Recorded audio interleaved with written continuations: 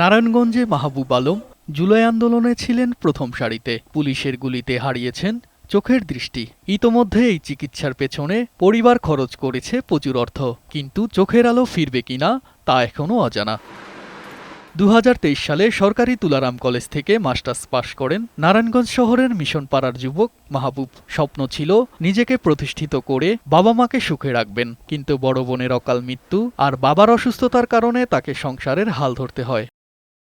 মায়ের অনুরোধে বিয়ে করেন মুন্সিগঞ্জের মেয়ে নাফিজা ইসলামকে। বিয়ের 5 মাস পর বৈষম্য বিরোধী ছাত্র আন্দোলন চলাকালীন সময়ে 18 জুলাই গণ অভ্যুত্থানে আহত হন মাহবুব আলম। তারপর থেকে চলছিল তার চিকিৎসা। এরই মধ্যে গত 11 ডিসেম্বর মাহবুবকে রেখে চলে যায় তার স্ত্রী। 16 এপ্রিল পাঠান তালাকনামা। পারিবারিক মধ্যস্থতায় দেনমোহরের টাকা বুঝিয়ে দেয়া হয়। কিন্তু যতদিন ও অ্যাক্সিডেন্ট করেছিল আমার মনে একটা আশা ছিল না বউটা থাকলে ওর জন্য অনেক সাপোর্ট। আমার আজকে এই পরিস্থিতি আমি আজকে দুই চোখে দেখতে পাই না।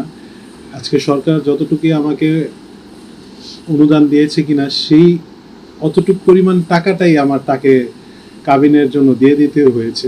দেশে 11টি নামকরা হাসপাতাল, এমনকি ভারত ও থাইল্যান্ডে করা হয়েছে মাহবুবের চোখের চিকিৎসা, কিন্তু ফলাফল মেলেনি। ভিসা জটিলতা ও অর্থ সংকটে উন্নত চিকিৎসার জন্যও যেতে পারছেন না তিনি। বাবার আশা হয়তো যুক্তরাষ্ট্র অথবা যুক্তরাজ্যে উন্নত চিকিৎসা পেলে চোখের দৃষ্টি ফিরে পাবেন আদরের সন্তান। ছড়াগুলি লাগে, দুটো চোখই ক্ষতিগ্রস্ত হয়েছে। আমরা বিভিন্ন জায়গায় চিকিৎসা করাইছি, ইন্ডিয়া গেছি, থাইল্যান্ড গেছি, বাংলাদেশে করাইছি।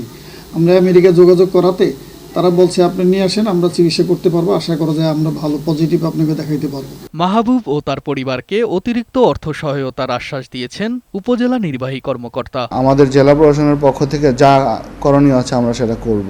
আমরা চোখের দৃষ্টি ফেরাতে চাই, এই জন্য আমরা সংশ্লিষ্ট মন্ত্রণালয়ের সাথে অবশ্যই কথা বলবো যে যাতে তারা মন্ত্রণালয় থেকেও যেন তাদেরকে হেল্প করে। চোখের আলো হারালেও মাহবুবের জীবনের আলো যেন নিভে না যায়, এই আশাতেই রয়েছে তার পরিবার। তুষার আহমেদ, বৈশাখী সংবাদ।